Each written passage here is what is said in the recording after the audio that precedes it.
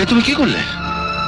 আমার জন্মদিনের নাম করে এত বড় পার্টি ডেকেছি শুধুমাত্র তোমাদের দুজনকার বিয়ের কথা অ্যানাউন্স করবার জন্য। বিয়ে? হ্যাঁ।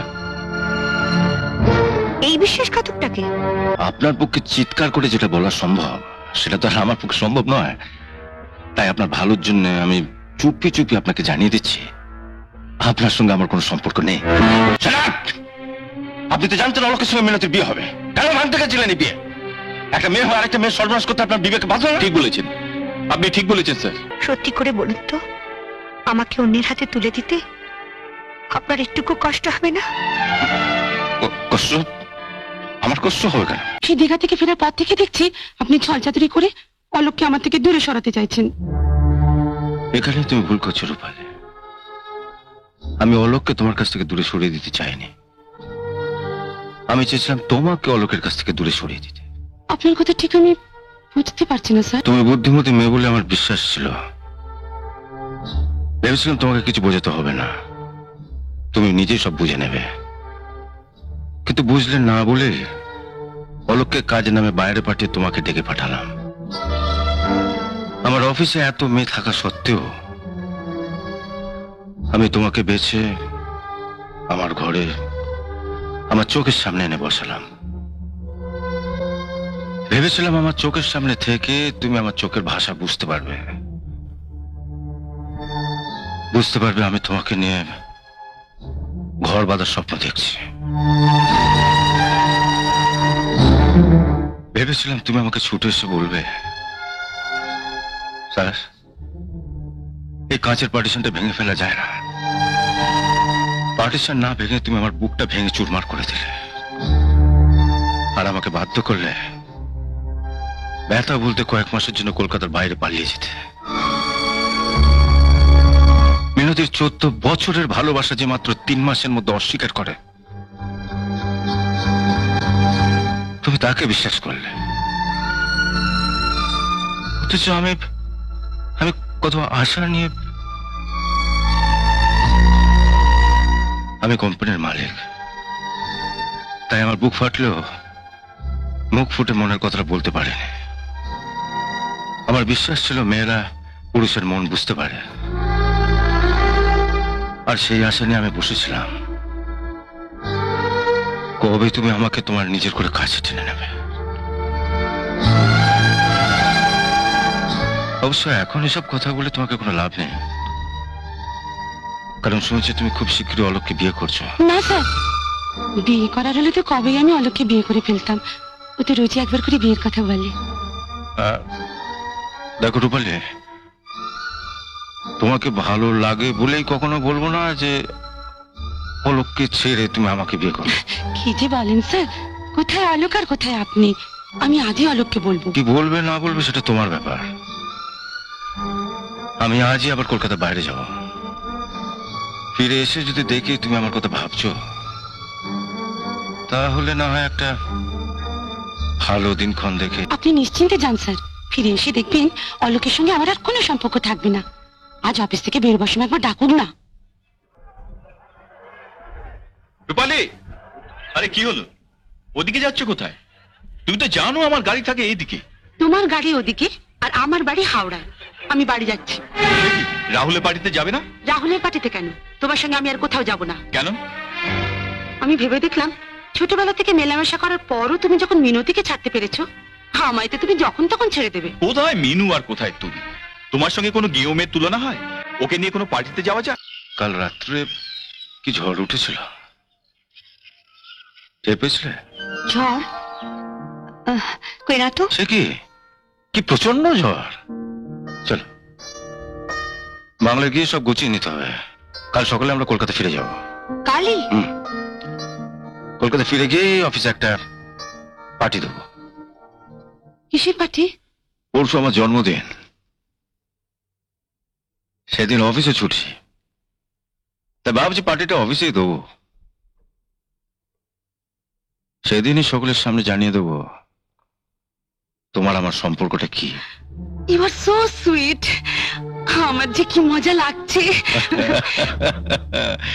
মজার আজকে কি ডার্লিং, আসল মজা তো পরশু। হ্যাঁ, তবে হ্যাঁ, আমি অ্যানাউন্স করার আগে তুমি অফিস স্টাফদের জানিয়ে দেবে অলোকের সঙ্গে তোমার কোনো সম্পর্ক নেই। নেই তো, তোমার সঙ্গে আমার কিসের সম্পর্ক? কি বলছো তুমি? এতদিন মেশার পর আমি কি শুধু তোমার সঙ্গে মিশেছি নাকি? এই তো মিস্টার বোস, এনার সঙ্গে আমি কত মিশেছি, কত ঘুরেছি। কই, উনি তো কোনোদিন বলেননি ওনাকে বিয়ে করার কথা। এই তো মলয়, ও তো আমার কত দিনের বন্ধু, একদিনও কি বলেছে ওকে বিয়ে করতে হবে? আমরা সবাই একই অফিসে চাকরি করি, কারোর সঙ্গে বেশি বন্ধুত্ব হয়, কারোর সঙ্গে কম। তুমি তো আমায় কথা দিয়েছো। কথা দিয়েছি? কথা তো তুমিও দিয়েছিলে মিনতিকে। এত বছর ধরে যাকে তুমি ভালোবাসলে তাকে। রূপালী, আমি যা কিছু করেছি তোমার জন্য করেছি। রূপালী, আচ্ছা তুমি বলো, আমি যে পজিশনে আছি সেই পজিশনে থেকে কোনো গায়ের মেয়েকে বিয়ে করা যায়? আপনারাই বলুন না, বিয়ে করা যায়? এই পজিশনে থেকে তুমি যেমন একটা গায়ের মেয়েকে বিয়ে করার কথা ভাবতে পারছো না, একটু বাদে আমি তোমাদের সবাই চোখের সামনে এমন একটা পজিশনে চলে যাব, সেখান থেকে তোমাকে বিয়ে করা তো দূরের কথা, বিয়ের কথা স্বপ্নেও ভাবা যাবে না। তুমি তুমি আবার নতুন করে কোন পজিশনে যাবে? আমি বলবো না, স্যার এসে নিজেই সবার সামনে বলবেন। স্যার বলবেন?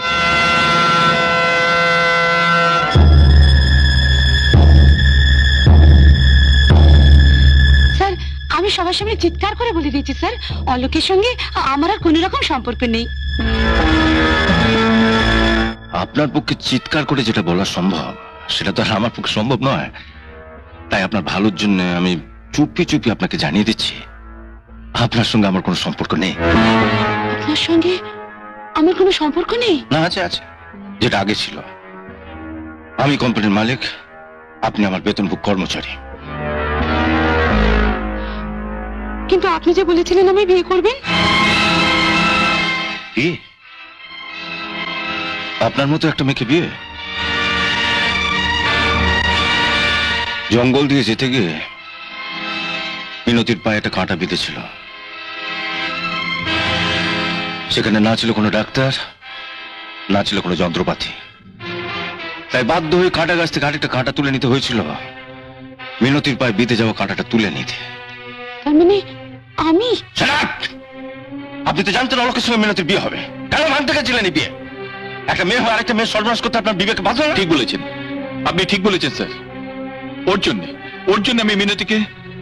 এত লোকের সামনে তুমি মিনতির কাছে ক্ষমা চাইতে পারবে? পারবো স্যার। পারবে? হ্যাঁ স্যার। মিনো,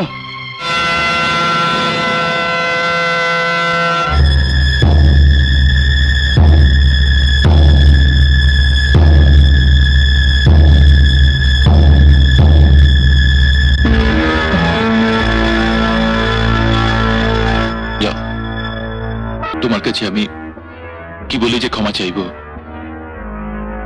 এই ক্ষমা সে তুমি নিজে কিভাবে তৈরি করে নেবে ভাবতে পারোনি তো?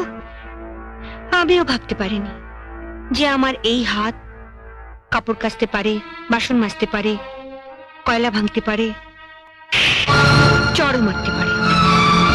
এ তুমি কি করলে? আমার জন্মদিনের নাম করে এত বড় পার্টি ডেকেছি শুধুমাত্র তোমাদের দুজনকার বিয়ের কথা অ্যানাউন্স করবার জন্য। বিয়ে? হ্যাঁ। এই বিশ্বাসঘাতকটাকে?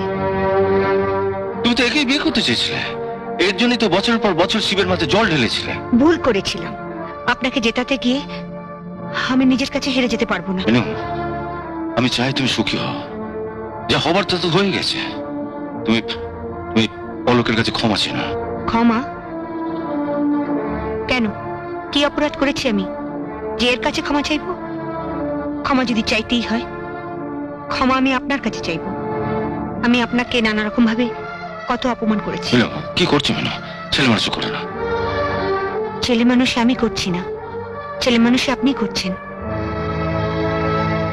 রাস্তার মধ্যে একটা পাথর পড়েছিল, লাঠি ঝাঁটা ছাড়া, যার কপালে কোনোদিন কিচ্ছু জোটেনি। আপনি সেটাকে সবার আড়ালে সযত্নে বুকে তুলে নিয়ে একটু একটু করে একটা মূর্তি গড়লেন। সেটাকে এর বাড়িতে প্রতিষ্ঠা করার জন্য? তাই যদি হয়, তবে আমি আপনার কাছে হাত জোড় করে বলছি, আমার প্রতিষ্ঠা চাই না, আপনি আমায় বিসর্জন দিয়ে দিন। মিনু, আচ্ছা, সত্যি করে বলুন তো, আমাকে অন্যের হাতে তুলে দিতে আপনার একটুকু কষ্ট হবে না? কষ্ট? আমার কষ্ট হবে কেন? কষ্টটা এমন জিনিস, সেটা কষ্ট করে বুকের মধ্যে চেপে রাখা গেলেও চোখে কিন্তু চেপে রাখা যায় না। আমার চোখের দিকে একবার তাকিয়ে বলো তো, তুমি আমাকে কখনো ভালোবাসোনি? কই, তাকাও আমার চোখের দিকে, বলো। আমি যাই। যাবার আগে একবার, শুধু একবার আমার দিকে তাকিয়ে বলে যাও যে তুমি আমাকে কখনো ভালোবাসোনি, আমি ওর সঙ্গেই চলে যাব। মনে আছে হাজারিবাগের রাতের কথা? ঝড় দেখে তুমি আমার ঘরের ভেতরে এসেছিলে, আমার গায়ে চাদর টেনে দিয়েছিলে। সেদিন কিন্তু আমি তোমার চোখ দেখেই বুঝে গিয়েছিলাম ঝড় শুধু বাইরেই নয়, ঝড় উঠেছে তোমার মুখের ভেতরেও। যে ঝড় চাদর দিয়ে ঢেকে রাখা যায় না। তুমি জানো, সেই রাতে আমি একটু ঘুমোতে পারিনি। তোমার চোখের ভাষা আমার ঘুম কেড়ে নিয়েছিল। তারপর তারপর তুমি সেদিন একেবারে ধরা দিয়ে দিলে। যেদিন সাঁতার শেখাতে নিয়ে গিয়ে আমি আমি জলেতে ডুবে থাকার ভান করেছিলাম, আর তুমি তুমি মিনু মিনু করে পাগলের মতন ছুটছিলে। সেই ডাক আমি জলের তলায় বসেও শুনতে পেয়েছি। শুধু আমি কেন, ওই ডাক যে মেয়ে শুনবে সেই বলে দেবে। পুরুষের কণ্ঠ থেকে ওই ডাক এমনি এমনি বেরোয় না, বেরিয়ে আসে যখন তার হৃদয়টা টুকরো টুকরো হয়ে যায়। সেদিন আমি ডুবিনি, ডুবেছিলে তুমি তুমি তুমি চল। বাবলু, দাঁড়াও। বাবলু, ছোটবেলা থেকে আমি তোমায় যা আদেশ করেছি তুমি সব মাথা পেতে নিয়েছো। আমি বুড়ো হয়েছি বাবা, আর বেশি দিন বাঁচবো না। তাই সবার সামনে আমি আমার শেষ আদেশটা তোমায় করে যেতে চাই। তুমি মিনুর হাতে ধরো। আয় মা, বাবা, যা ঘটবার তা কখনো খণ্ডানো যায় না। এই হলো বেদেলিপি। এমন আরো অনেক ভিডিও দেখতে এই চ্যানেলটি সাবস্ক্রাইব করে নিন এবং পাশের বেল আইকনটি প্রেস করে দিন।